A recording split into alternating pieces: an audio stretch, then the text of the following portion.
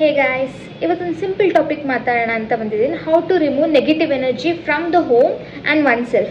ಮನೆಯಿಂದ ಹೇಗೆ ರಿಮೂವ್ ಮಾಡ್ಬೋದು ಅಂದರೆ ಫಿಶ್ ಬೌಲ್ ಇಡ್ಬೋದು, wherein fish attract the negative energy and give us the positive things.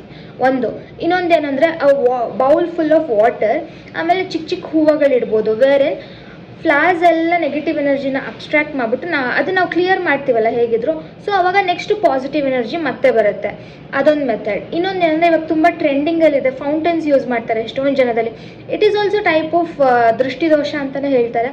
So ಆ ನೀರನ್ನ ನಾವು ಕ್ಲಿಯರ್ ಮಾಡ್ದಂಗೂ ದೃಷ್ಟಿ ಪರಿಹಾರ ಆಗ್ತಾ ಬರುತ್ತೆ. ಅದೊಂದು ಮಾಡ್ತಾರೆ. ಇಲ್ಲ ಏನೂ ಬೇಡಪ್ಪ ಅಂದರೆ ಸಿಂಪಲ್ ಒಂದು ಬೌಲಲ್ಲಿ ಕಲ್ಲುಪ್ಪನ್ನ ಹಾಕಿ ಸೈಡಲ್ಲಿ ಯಾರಿಗೂ ಕಾಣಿಸ್ಬಾರ್ದು, ಮನೆ ಎಂಟ್ರೆನ್ಸಲ್ಲಿ ಸೈಡಲ್ಲಿ ಎಲ್ಲಾನ ಯಾವುದನ್ನ ದಿಕ್ಕಾದರೂ ಸರಿ ಆ ದಿಕ್ಕಲ್ಲಿ ಇಟ್ಬಿಡ್ಬೇಕು ನೀವು.